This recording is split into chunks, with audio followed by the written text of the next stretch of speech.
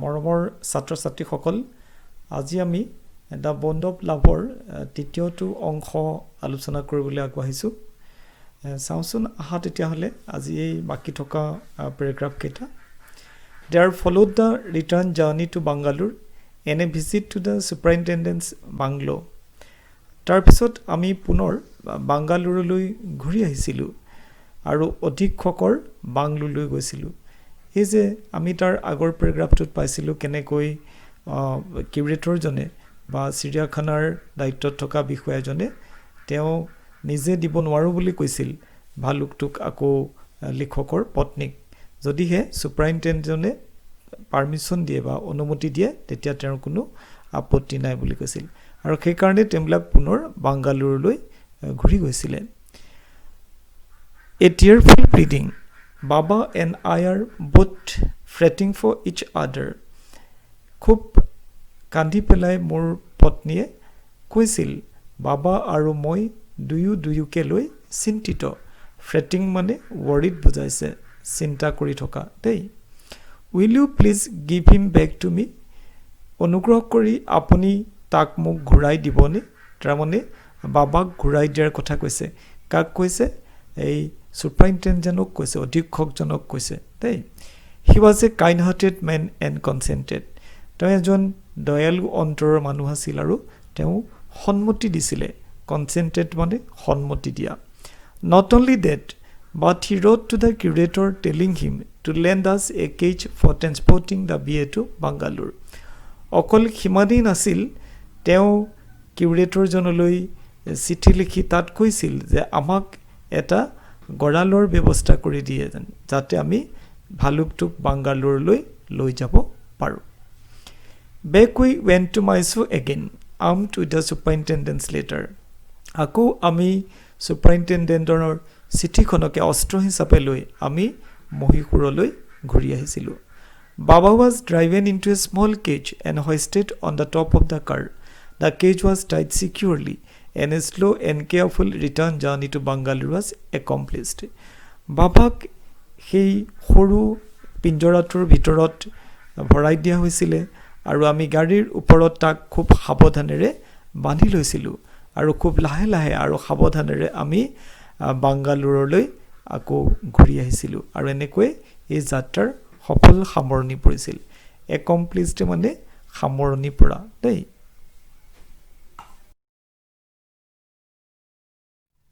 Once home, a squad of coolies were engaged for special work in our compound.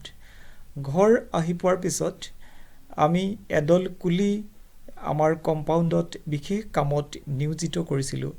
Engaged মানে ব্যস্ত কৰোৱা বা লগোৱা বুজাইছে আৰু কম্পাউণ্ড মানে আমাৰ ঘৰৰ এলেকাৰটোক বুজাইছে। An island was made for Baba. বাবাৰ কাৰণে এটা দ্বীপ বনোৱা হৈছিল। সাধাৰণতে আইলেণ্ড মানে চাৰিওফালে পানীৰে আৱৰি থকা বুজাইছে। ইয়াত আইলেণ্ডটো য'ত বাবাক ৰখা হ'ব ইয়াত অকণমান বেলেগ ধৰণে প্ৰকাশ কৰিছে, ইয়াত পানী নাথাকিব। It was 20 feet long and 15 feet wide and was surrounded by dry pit, or mod 6 feet wide and 7 feet deep. এই দ্বীপটো 20 ফুট দীঘল আৰু 15 ফুট বহল আছিল আৰু চাৰিওফালে চাৰুণ্ডেড বুলি কৈছে। এই ড্ৰাই পিট শুকান দ গাঁত দিছিলে আৰু মত মানে খাৱৈ বুজায়, দ গাঁত বা খাৱৈ হিচাপে বান্ধিছিলে। আমি যেনেকৈ বাগানবিলাকত আমি চাৰিওফালে নলা দি ৰাখোঁ যে ডাঙৰকৈ, তেনেকুৱা 6 ফিট ৱাইড। এই নলাবিলাকৰ বা দ গাঁতবিলাকৰ বহল আছিল 6 ফুট আৰু গভীৰতা আছিলে 7 ফুট, যাতে সেই দ্বীপটোৰ পৰা বাবাই সহজতে জঁপিয়াই আকৌ এফালে পাৰ হৈ আহিব নোৱাৰে। A wooden box that once housed fowls was brought and put on the island for Baba to sleep in at night. ঘৰৰ পৰা এটা কাঠৰ বাকচ য'ত আগতে মুৰ্গী ৰখা হৈছিলে সেইটো তালৈ লৈ যোৱা হৈছিলে আৰু বাবাক ৰাতি শুবৰ কাৰণে দিয়া হৈছিল। Straw was placed inside to keep him warm. And his baby, the null stump along with his gun, the piece of bamboo, both of which had been sent away to the zoo, were put back for him to play with. আৰু এই বাবাক ৰাতি শুবৰ কাৰণে খেৰৰ ব্যৱস্থা কৰি দিয়া হৈছিলে যাতে সি গৰম পাই থাকে আৰু এই যে সি খেলিছিলে বেবী বুলি কওঁতে কেঁচুৱাটো সেই ভাজ লগা কাঠৰ টুকুৰাটো, আকৌ বন্দুকটো আন বুলি কওঁতে সেই বাঁহৰ টুকুৰা, এই সকলোবিলাক বস্তু আকৌ পুনৰ বাবাক খেলিবৰ কাৰণে দি দিয়া হৈছিল। In a few days, the coolies hoisted the cage onto the island and Baba was released. কেইদিনমানৰ ভিতৰতে বাবাক ৰখা পিঞ্জৰাটো আইলেণ্ডটো বা দ্বীপটোলৈ লৈ অনা হৈছিলে আৰু বাবাক মুকুলাই দিয়া হৈছিলে। ৰিলিজটো মানে মুকুলাই দিয়া। He was delighted. Standing on his hind legs, he pointed his gun. বাবা আনন্দিত হৈছিলে আৰু তাৰ পিছঠেং দুখনৰ ওপৰত থিয় হৈ পেলাই সি বন্দুক টোৱাই ৰাখিছিল।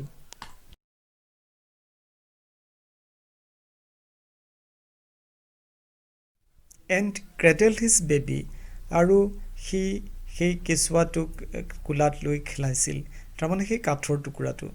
My wife spent hours sitting on a chair there while he sat on her lap.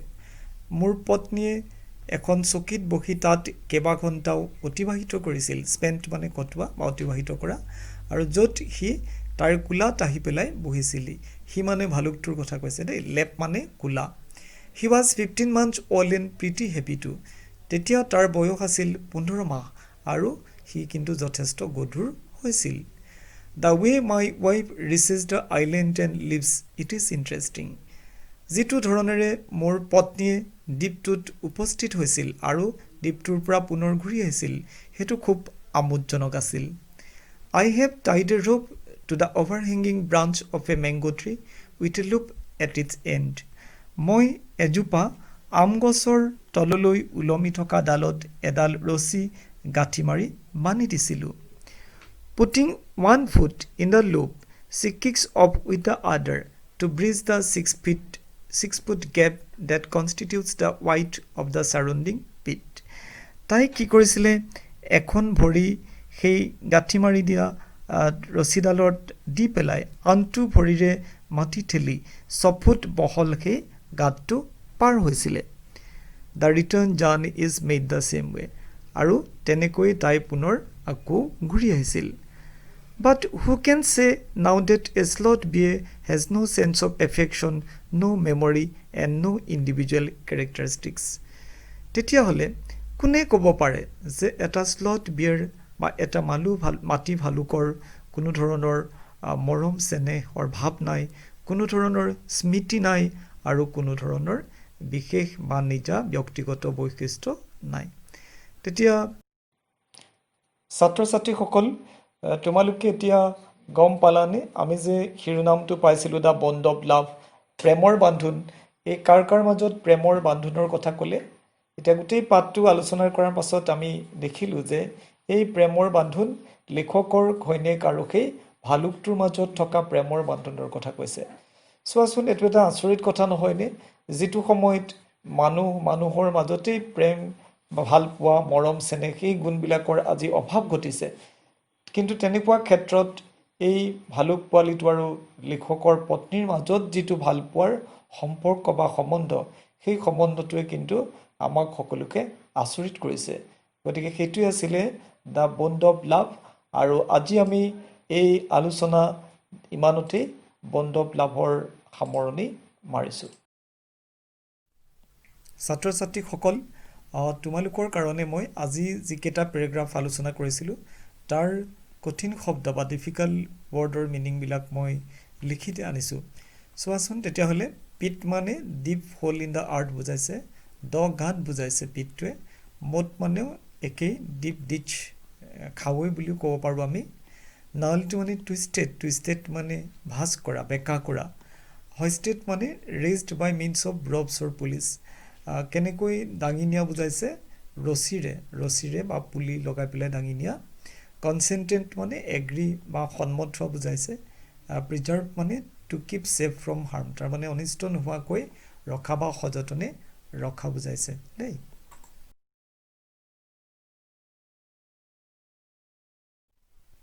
চোৱাচোন, তেতিয়াহ'লে মই তোমালোকৰ কাৰণে আমি আলোচনা কৰা পেৰেগ্ৰাফ কেইটাৰ ভিত্তিত সম্ভাৱ্য কেইটামান প্ৰশ্ন তোমালোকৰ কাৰণে প্ৰস্তুত কৰি আনিছোঁ। চোৱা, প্ৰবেবল কুৱেশ্যনছ। প্ৰথম প্ৰশ্ন, Question number 1. How was the superintendent? সেই অধীক্ষকজন কেনেকুৱা আছিলে কেনেকুৱা ধৰণৰ ব্যক্তি আছিল তাৰ মানে Question number 2. How was Bruno taken back to Bangalore? কেনেকৈ ব্ৰুনোক বাংগালোৰলৈ আকৌ ঘূৰাই অনা হৈছিল Question number 3. What was the length of the island?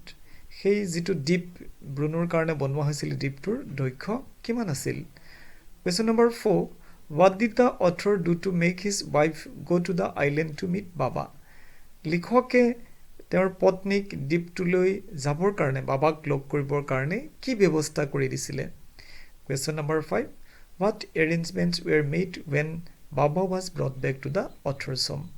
বাবাক যেতিয়া আকৌ লিখকৰ ঘৰলৈ লৈ অনা হৈছিলে কেনেকুৱা ধৰণৰ প্ৰস্তুতি কৰা হৈছিল এইকেইটাই সম্ভাৱ্য প্ৰশ্ন তোমালোকক মই ঘৰত কৰিবৰ কাৰণে দিছো হোমৱৰ্ক হিচাপে বুলি ধৰিব পৰা তোমালোকে আৰু আজি আমি এই ভিডিঅ'টোৰে আমাৰ দা বন্ধ লাভৰ সামৰণি মাৰিছো